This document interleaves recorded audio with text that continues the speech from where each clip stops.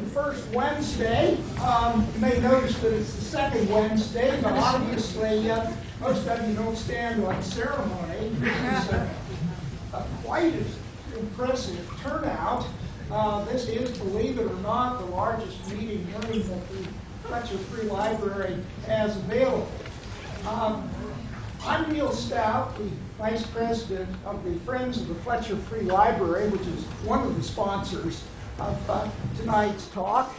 And now I'll turn it over to Peter Gilbert of the Vermont Humanities Council, the other sponsor of the talk, and he will introduce the speaker. Thank you. I'm the Executive Director of the Vermont Humanities Council, and welcome. We're glad you're here. There's one seat up here. One. Who'll give me $100 for it? We're glad you're here. First Wednesdays is a series of the Vermont Humanities Council. It's a statewide nonprofit organization. Its goal is to bring the humanities, literature, and history, philosophy, and understanding of the world around us and the human condition to all Vermonters, to encourage lifelong learning, reading by all Vermonters, and civic participation. That's our mission. This is a monthly series that's been such a success with the Humanities Council first in Montpelier Library, then in St. Johnsbury, Middlebury, and now this year it begins in two more sites, in Brattleboro and here at Fletcher Free. The Humanities Council does about 1,500 programs around the state, both for the general public and also for targeted literacy audiences in prisons and child care centers and adult basic education centers in needy, particularly needy schools. So we offer a variety of programs to Vermonters of all backgrounds. This happens because of, in locations of collaborating organizations with major support from the Humanities Council and generous support from the sponsoring organization, in this case, the Friends of the Fletcher Free, and we are very grateful for that support. Next month, there's a flyer around. Next month, you see a flyer here. The speaker is by Middlebury College Professor Susan Watson, talking about Einstein's century, 1905 to 2005. This was his year, 100 years ago, when the greatest work of his was done. And I encourage you to attend and come a little earlier than you came today to assure yourself. Get a larger room. Have a seat in a larger room. I'm going to do that too. We have in the back of the room, there are a few flyers for our fall conference, which happens this Friday night and Saturday in Stowe. The topic is creativity and madness, the romantic notion and reality. It begins on Friday night with a concert, piano concert and talk by a distinguished concert pianist who's also a psychiatrist. And we'll be talking about Schumann's illness and how you can see his mental illness in his music. Saturday, we're looking at a variety of authors, poets, dancers, and painters, on how that correlation that people have been fascinated by since Aristotle, in Socrates, that query, that relationship between those things. Also in the back, the Humanities Council has a book for sale. If you're interested in that, it came out this afternoon. It's can be purchased and ordered through the Humanities Council, or you can buy it here. It's called the Guide to Fiction Set in Vermont. And it's an annotated bibliography, 320 pages, 484 books, set in Vermont, fictional and real towns. So if you want to see what has been written about in your hometown by anyone from the 19th century through this year, give it a try. We can either take it as taken order, or you can pay for it now. It's a wonderful book for Vermonters and armchair, you know about armchair mountaineers, armchair Vermonters as well, the persons who in New Jersey wish they were up here with us. It's my pleasure to introduce our speaker today, Dr. Charles Houston, as you know, a distinguished member of the Burlington community. He says he's a small-town physician, doctor for many years in Exeter and other places. He's a world-class mountaineer and literally wrote the book about high-altitude physiology. Those diseases, the reverse bends as they were, those diseases that happen to you when you go up too high, particularly up too high too fast. He just finished his 5th edition of his key book in that field. Dr. Houston played a key role in one of the seminal or powerful moments in American mountaineering history, and that's what he's here to talk to you about. A little different take, perhaps, on the humanities, but please join me in welcoming a real wonderful treasure of Vermont and Burlington in particular, Dr. Charles Houston.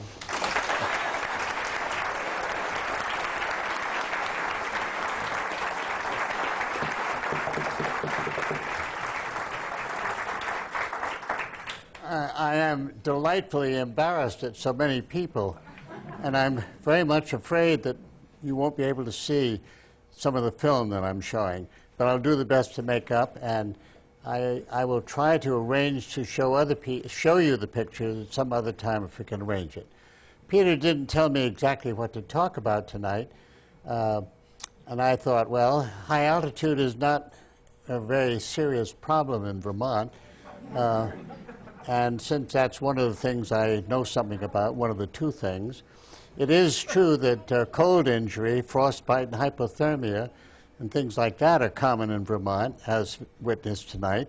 But I don't think you want to talk about that either, and I'm sure that nobody wants to hear about the physiology of altitude sickness.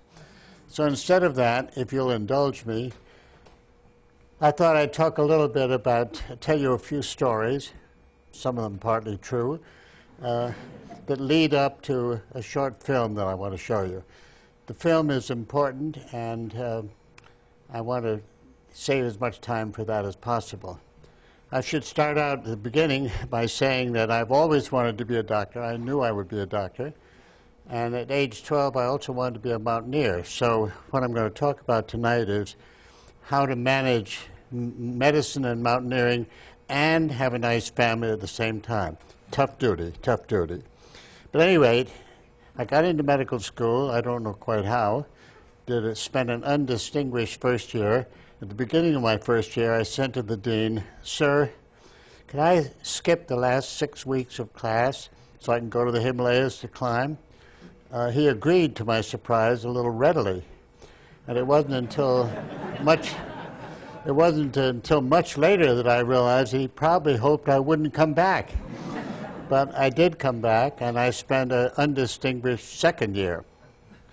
And at the beginning of my 3rd year, I said, "Sir, Dr. Severinghouse, sir, would you let me skip the last 6 weeks of class and take my exams early so I could go climbing an even higher mountain in the Himalayas?" He said, "Well, Charlie, I don't know about that. It sounds like this is a bad habit. But on the other hand, it may be important in your life.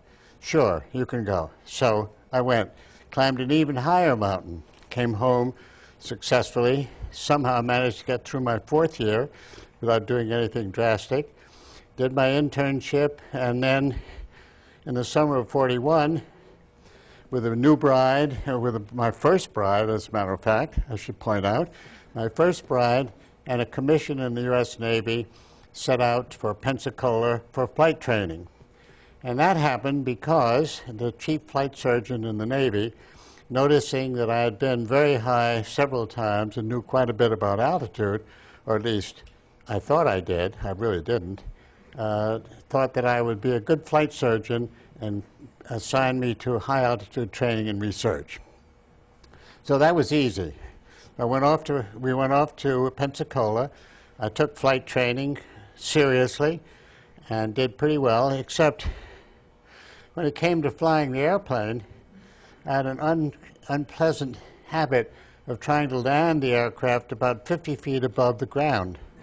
And after a couple of episodes, mostly funny, no tragedy, nobody badly hurt, the Navy decided it would be better to ground me and send me to altitude training without flying. So I got my flight surgeon's wings. I never got to a carrier because they were afraid I'd do too much damage there. And I went on to altitude training.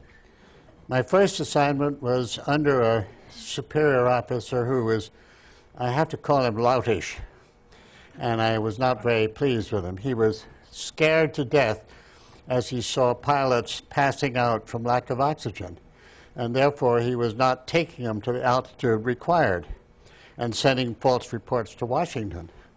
So I reported that to Washington in my usual casual manner. I just wrote to the chief flight surgeon and told him what had happened. The response was swift. I got called up before the admiral commanding, and who said, if you're a regular officer, I'd have you court-martialed for discourtesy, but you're just a reserve, so I'm going to charge you with discourtesy, confine you to the brig for 5 days. So I was confined to the brig for 5 days, promoted, and promptly transferred to another station. It was with some delight that my superior officer, who hated the cold, I thought he was hypothyroid as well as hypomental, he was transferred to the Aleutians. I thought that was poetic justice. So then I went on down to finish my flight training, and I went on to new altitude chambers, did a lot of work there, and as the war passed and everything passed over, we came to a time when the war was over and people were getting out of the Navy, but there were these great big altitude chambers, and it seemed like a wonderful opportunity for me to test a couple of things I was interested in. So I conned the Navy into giving me permission to take 4 volunteer subjects, gradually taking them up in altitude in the decompression chamber to the summit of Mount Everest. I told the Navy that this would show whether or not acclimatization would help fighter pilots at altitude. And in my secret heart, I didn't tell them this. I wanted to see whether people could survive standing on the top of Mount Everest. That was one of the secret agendas of the project, because until then, most people felt that if you stood on the top of Everest without supplemental oxygen, you would die. I don't think that study would have been approved by a Human Use Review Committee at the medical school. But at any rate, we did the project, and it worked very well. They did get on the top of Everest. They did survive. They came back, and I was able to report to the Navy that an acclimatized pilot, breathing pure oxygen, could fly about 5,000 feet higher than an unacclimatized pilot breathing oxygen. And in those days, that was a tremendous combat advantage. So I did what the Navy told me to do, and they got their money's worth, and I certainly got mine. So then I left the Navy, went into practice, humbled around, bundled around here and there, all over the place, never forgot altitude, got involved in other projects, and eventually decided to do Operation Everest II. By this time, I discovered that I had 2 talents, only 2, but they were good talents.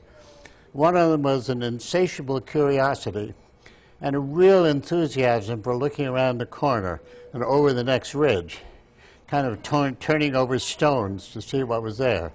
I wanted to know how things worked. It's a wonderful but very difficult talent, because it does get you into a lot of trouble. The second talent was more important, really, and that is that I had a really good ability at getting other people to do the hard work. I was the innovator. I had the ideas. I put it in front of them. I used to say, I bought the food, now you cook the meal. And we did some good projects. So Operation Everest II ran off. But now I'm going to show you another part of my life, and that is the mountaineering part. This will be a film, and I'm going to ask somebody to go down and turn the lights off so some of you can see it. And when the lights are off, we'll start the videotape. This is an expedition to K2 in 1953. And the 1953 expedition ended in tragedy, as you will see. I hope some of you can see and hear it. And if not, we'll try to arrange to show it to you some other time. The 1953 expedition was a turning point in my life. I quit climbing after that. I hung up my shoes and my ice axe and turned to more research. So I continued to do research, and help develop the physiology of high altitude, which I don't think you want to hear about tonight. I can talk about it later. If the lights will go out, then we can start the videotape.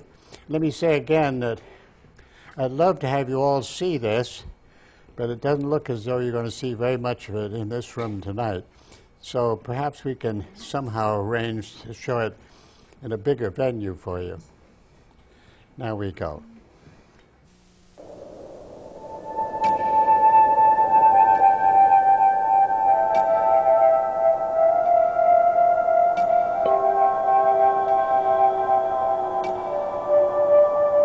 Even seen from 150 miles away, K2 towers head and shoulders above the surrounding mountains. It is a spectacular pyramid.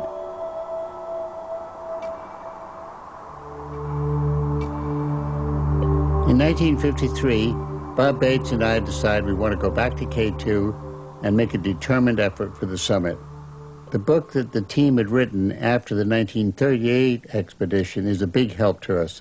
It has pictures, it has maps, it has equipment lists, and we know where the route is and we know where we have to go. We choose our companions as carefully as we had in 1938. People that will work together for a common good and a common purpose, work as a team, each one helping the others. No superstars, but all competent climbers, all with a dream of great adventure and possible success. It is an exciting venture.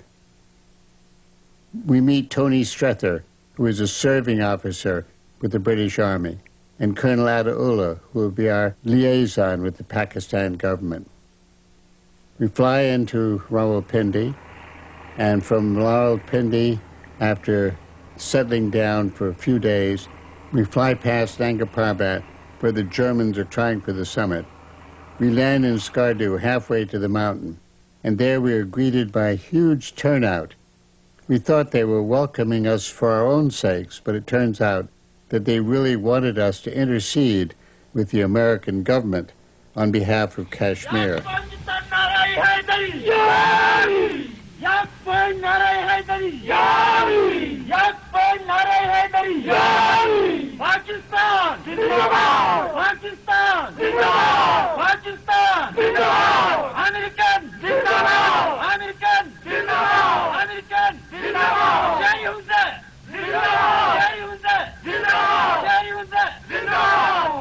We embark on the same barge, Alexander's barge, to go across the Indus River. Alexander never crossed the river here, but the barge could have been his contemporary. It's a big, fierce river, and it took us 2 days to cross with all of our baggage. On the other side, we have quite a long walk across a sandy desert at first, and then we come to the lush vegetation of the Shigar Valley and walk past the same poplars that we saw in 1938. Then we come to a dusty desert where I break out the red and white umbrella that was given to us in New York by friends, hoping that we would put it on the summit, partly as a spoof, but partly to show that this was not a nationalist expedition. We cross a branch of the Braldo River, helping our porters who are heavily loaded. And on the other side of that branch, we put together a goatskin raft. 29 goats are skinned. The skins are blown up and tied together with willow wands and to form a very light, easily transported, very flexible, and extraordinarily good method of crossing difficult rivers. Yes, it's exciting. The water comes in over the edges, goes out between the slats. You get a little wet, but it's still a good way to cross and a lot less frightening than crossing on the rope bridges made of twigs and branches and roots high above a river, which would be quick death if you should fall into it.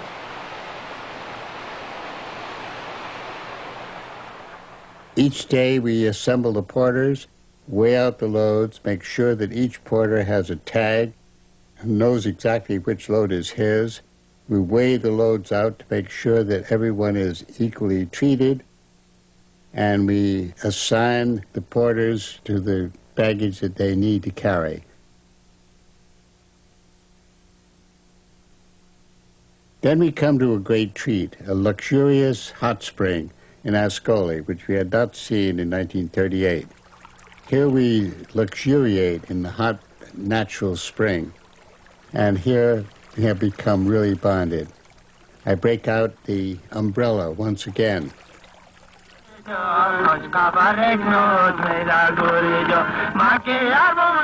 Here in Ascoli, the Baltis put on an impromptu dance and concert for us, playing on their own instrument and singing as they dance. It was exotic and exciting.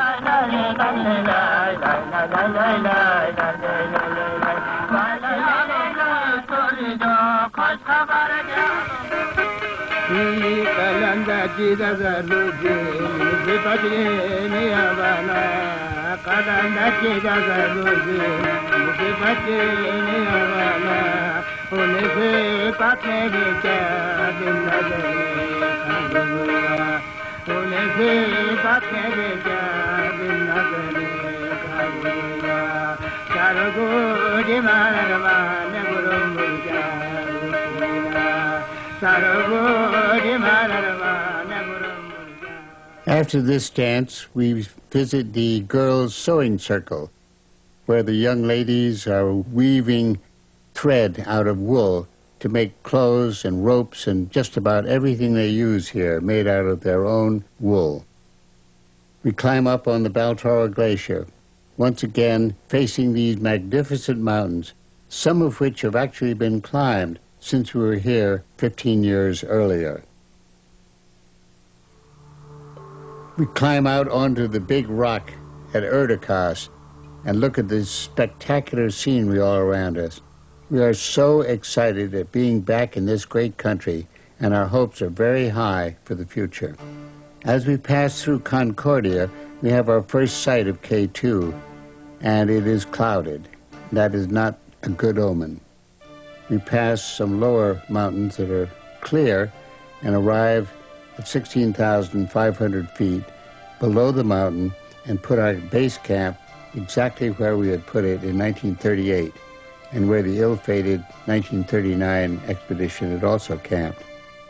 We tend to a few personal affairs at this place. There won't be very much water high up on the mountain, so bathing is the last luxury we'll have for many weeks. We've come together as a very good team by now. We understand each other. We're working well together. We have wonderful equipment. We have the K2 parkas made for us by Eddie Bauer, which are very much better than what we had before. Unfortunately, the boots are not much better, and we do have a lot of frostbite. In this rather poignant picture, on the left is Art Gilkey, who will die on the mountain, and on the right is Pete Schoening, who will save the lives of the rest of us. D. Molinar is a distinguished mountain painter and painted with watercolors throughout the journey. He had trouble keeping the water from freezing at night, so it was a little challenge, but he made some beautiful pictures. We were surrounded by beauty. We always traveled roped, even on apparently innocent glaciers, but to fall into even such a small crevasse as this one could be rather difficult and might spell disaster. So the rope had become second nature to us. It is more than a physical bond.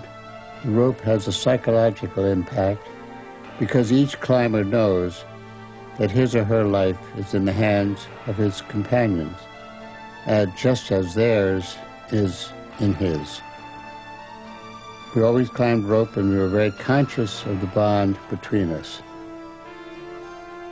Climbing is not very difficult at first. We have to be careful. We put up handrails. The Huns or porters will come with us only as far as Camp 2 because they're not really trained for alpine climbing.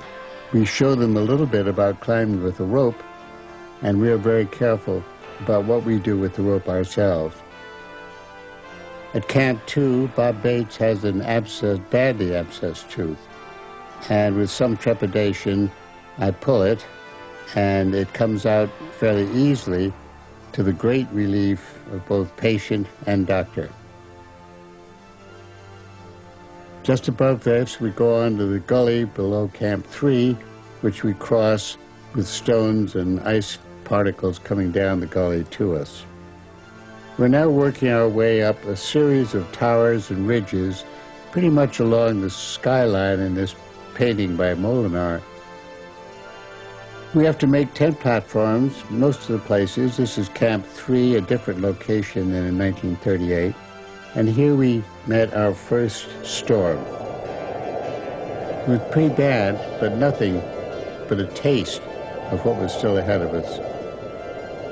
Storms at this altitude get progressively worse because of the high altitude feeling and the fierce winds that sweep the upper parts of the mountain. Avalanches from across the way on Broad Peak roar all the time, and we cannot start climbing up on our ridge until the snow has settled a little bit, because it too could slide if we're not careful. So we wait a day and move slowly. From now on, the climbing will be more and more difficult, more laborious, and we will have to move very slowly because of the altitude.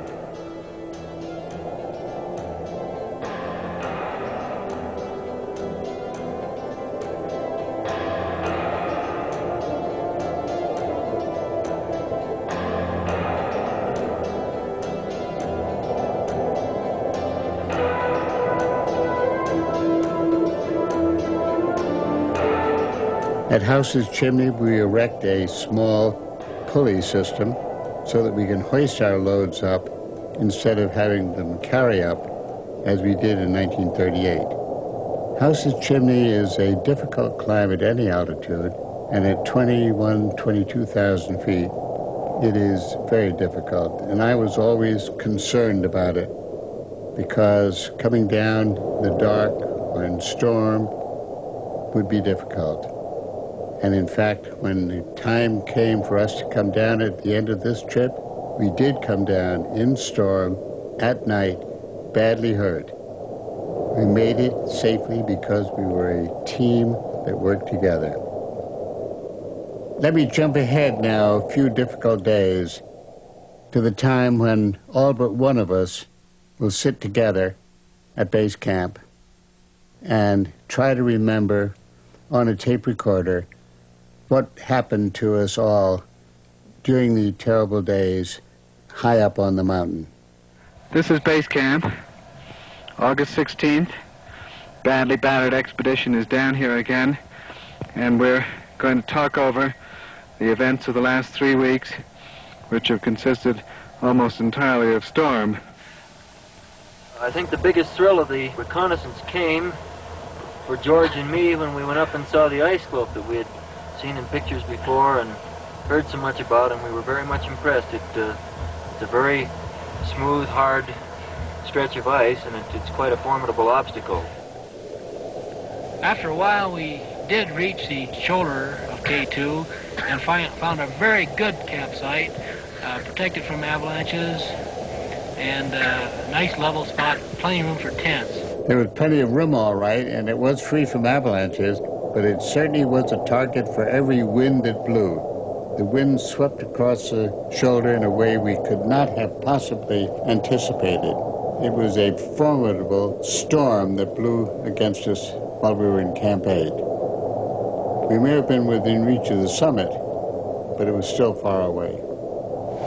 About this time, we were beginning to feel that if you didn't move in bad weather on this mountain, or at least in dubious weather, you wouldn't move at all. The wind blew all that night. The next day we had a beautiful sunrise. Crystal clear, warm, sunny. Well, that morning, Charlie, was probably one of the best we've had for quite a few days. The sun dawned quite bright, and Bob and I were full of cheer. We got up early, and soon after we really got packed and ready to move. The weather started to go back to its normal, miserable self. It started clouding over. And I think we both realized that if we didn't come up then, we'd probably never get any higher. and we very soon found that we were in for quite a difficult time under pretty bad conditions. Bob and Tony continued, however, despite the terrible weather, and soon they reached the shoulder and were warmly welcomed by all of us at Camp 8. But all 8 of us at 25,500 feet, in good condition, ready for the top, with somewhere between 10 and 12 days of food and gas. And less than 3,000 feet to go to the summit. We knew that route would be very difficult, but we were confident we could do it. We had found the way so far, and if we were given the weather, we thought we could make it. It blew like hell that night. It was furious. Well, the days just went on. Each evening we said, well, perhaps tomorrow will be better and we'll get a break, but we never did. The wind just kept on and on and on and on blowing. But what was probably most important of all, the tents flapped so much that we couldn't cook. It didn't matter about the food, because we could eat dry food, but it meant we got nothing to drink. And at that altitude, drink is absolutely essential. We were very, very rapidly becoming dehydrated. And then all of a sudden, the real blow came.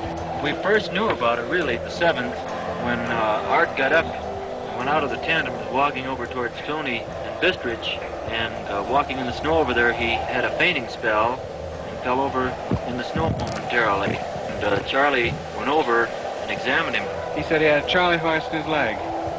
And I examined him and found that he had blood clots in his left leg, thrombophlebitis, and I put him back into bed with a bandage on it.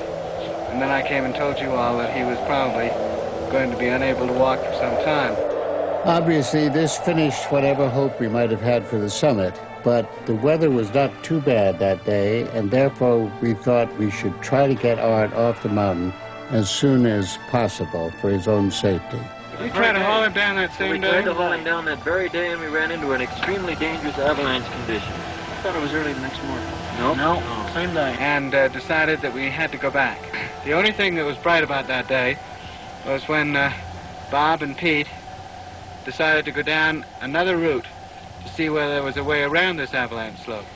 Our new route, which Art and I had noticed on the way up on the reconnoiter trip, was along the ridge. There was a rocky ridge that extended on down and eventually ran into Camp 7. The fact that we did have a route that was free from avalanches and that would get us down to Camp 7 was quite a relief in our minds, and to that extent it was quite valuable. Then it was quite valuable. It was life-saving. I mean, that's the only thing that gave us an out. If we hadn't had that route that you and Bob found, we would have been absolutely licked there. We couldn't have come down that avalanche slope safely, I don't think. And the 8th and the 9th, we just sat there. More storm. Furious storm. Terrific storm. And then all of a sudden, bang. The second leg became involved, and his lungs were involved. And at that point, it became obvious that if we were going to get him down alive, he had to go down then, regardless. And we were getting to the point then, ourselves, of being so weak, so dehydrated, and so undernourished, that if we didn't go down, we might not survive. When you made the decision that we ought to take Art down, again, I was worried because of the weather. It was a hell of a day. It was blowing and storming, and yet, when you told us that that was the one chance of saving his life, there was absolutely no question that it was the thing to do. What did you think yourself about that trip down on that day? As far as I was concerned, it seemed to me about as desperate a thing to do as we could possibly try. Well, I'm optimistic on getting a person off a mountain, even in a mountain conditions and terrain which we had to go over. The weather was frightful, and making evacuation in bad weather is really something terrific, and I expressed to both of them that I was really worried about that day because of the bad weather. He was wrapped up in a sleeping bag and a tent with a little pillow under his head, gloves, socks, boots. I think he was very warm, seemed reasonably comfortable. We had a rope around his waist, under his arms. We let him down that gully and held him there for a long time. And that's when the avalanche came over you, isn't it, Bob? Yes. A small snow avalanche came right over your head. I remember that bit quite well, Charlie. You and Bistridge had him belayed very strongly on a rope. Bob Craig went down with him. And I remember I was a little way down, so I could shout to you and shout to them, because the wind was so strong that they couldn't hear. That's right. Although they were only a rope's length away. And I remember the rope suddenly cut through a lump of snow and started off quite a large avalanche. And I shouted down to Bob, but he didn't hear. Fortunately, he hung on tight just above Art, and I remember very clearly seeing the two of them both disappear as the snow went down through this very narrow gully over their heads. And then, as the snow cleared, I was very relieved and a little surprised to see them both still there. I remember them shouting up from the bottom, "Hold him, he's on the edge of a cliff." But you and Bistridge were just holding on, freezing up at the top there. One thing I think we shouldn't forget here is that, at least while I was going down with Art, George Bell, who had frostbitten feet to begin with, was in a belay position above all the time and gave one of the soundest belays that you could possibly want to both Art and me, at least while I was on the rope. And I think that George jeopardized his feet a tremendous amount in this particular operation. Yes, as far as I remember, after we'd got down through that narrow gully, Pete and you and Charlie belayed Art down a very steep cliff, and George Bell belayed me, and I went down with Art. You lured him down the cliff, and George lured me down, and we got just onto the ice slope below the cliff. Well, it was just about here that the tragedy, the accident, really happened. I remember there was a white rope, a double white rope to Art, and having gone down with him, I secured this to him, had a last word with him. Well, George had been having a very hard time. He'd already been frozen fairly badly, and the extra time waiting at the top there seemed to have frozen him even more. But I remember looking up and seeing him climb across, and his hands seemed to be more like clubs. They didn't seem to be very effective. I remember suddenly seeing him appear to take a handhold and then begin to slip. But suddenly George was falling, and he was sliding fast down this very steep ice slope. Now, he was still tied to me separately. We were tied together separately. We weren't tied to anyone else. Now, George went past me going fast. Well, as soon as the rope tightened, I was whipped off like a fly. And suddenly, after a few seconds of falling, there was a very sudden jerk, and I stopped just momentarily. And that must have been George's and my rope crossing the double white rope, which was from Art. That second jerk meant the other three of you falling. Then I remember falling again, possibly another 50 feet. Quite helpless. One couldn't do a thing about it. And suddenly there was another sudden jerk, and I stopped. And somehow, miraculously, we'd all held, and we were all held by Pete, who had a very, very good belay on Art, and who was way up by then, about nearly 200 feet above us. And I think it was really remarkable that Pete was able to hold all five of us. I think we ought to mention that if Pete hadn't done that wonderful job, he would have been pulled off himself, and Art would have gone, and we would have all gone except for Bob Craig, who was unroped. I saw Tony swept off the slope as if by a giant hand, and Charlie a fraction of a second later, and the next thing I knew, I was yanked over backward and went bump over rocky ledges, sure that this was the end. There wasn't a chance that anything could hold us. And by a miracle, just when I thought the next big bump was going to be 150 feet or more, it stopped. I stopped with my hands tied up in the rope, head first backward down the slope, apparently right on the edge of something, and then unroped and went down to Charlie Houston, who was unconscious. I shook him, he came to, he didn't know where he was. I got him to climb up a very steep, 15 feet or more, to D. Molinar, who was belaying him. I climbed up after him and went over to where we had the tiny tent platform of Camp 7. Pretty soon the whole group of us was there, either working on the tent or working on another platform for a bivouac tent. We were all terribly weak, and almost everyone had some trouble. By the time we had the two tents up, we had probably been away from Art for 45 minutes or possibly an hour. Before Long event, really. Bob Craig had come down to help the rest of us, he had gone over and anchored Art very, very securely, and Tony likewise had put another belay on Art, so that there were two very strong ice axe belays on him. Bob had also told Art a little of what had happened, and told him that he would come back as soon as the injured from the fall had been taken care of. About an hour elapsed between the time when Bob did this and the time when three of us went back to see him and to see if we could move him. When we came back to the slope, which was only 150 feet or less from where we were working, to our amazement, the slope was bare. We don't know what had happened, but probably an avalanche had come down and swept the ice axes and Art and everything else down the mountain slope. We never heard it, we never saw it, but when we came back, 150 feet from where we were, the slope was bare and Art was gone. It was just as if the hand of God had swept him away. Then I went on past Bob. He gave me a belay, and I went right out into the slope where Art had been.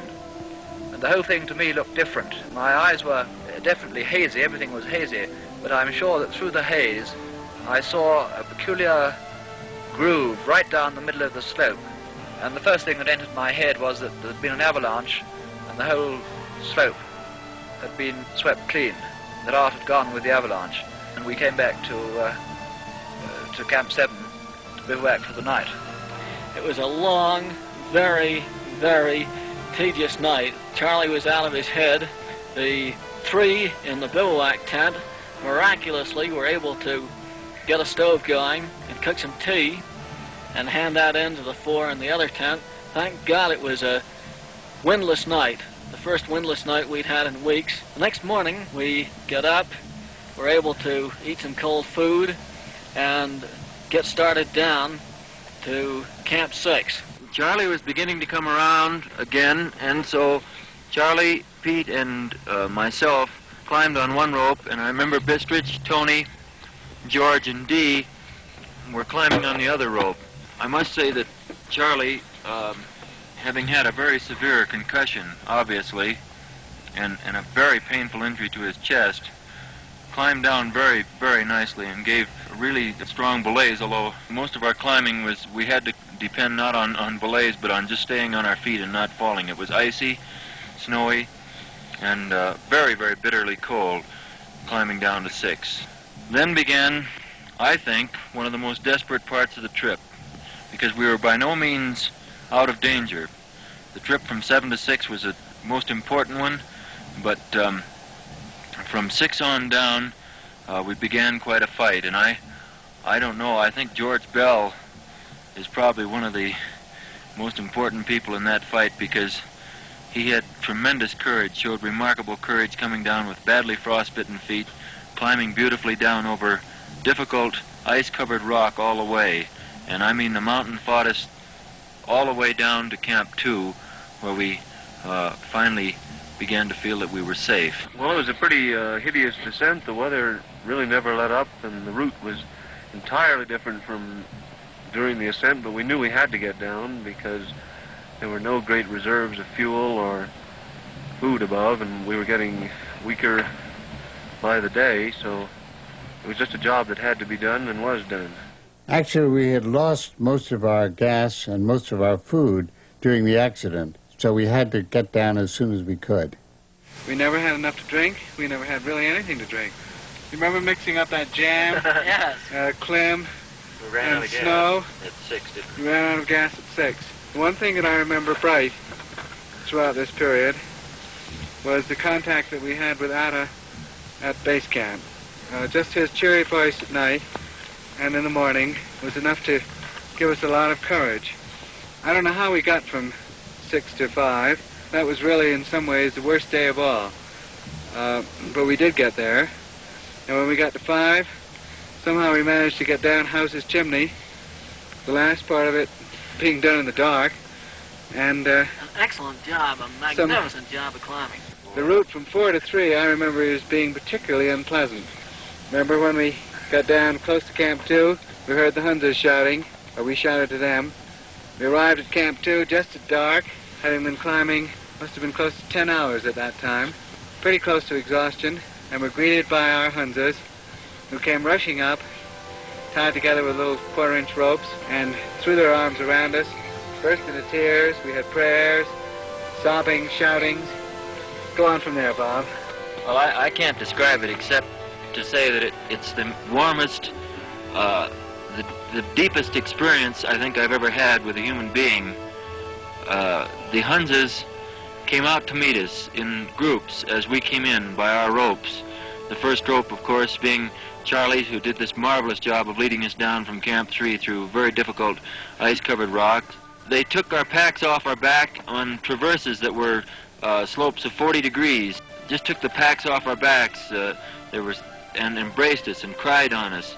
And then when we got into camp, we were so overcome by this display of emotion and feeling and warmth that we just didn't know what to say or what to do. We were all in tears ourselves. And then came this marvelous repast of rice, hot rice and milk, and hot tea, and parathas, the Hunza, or the national biscuit of Pakistan.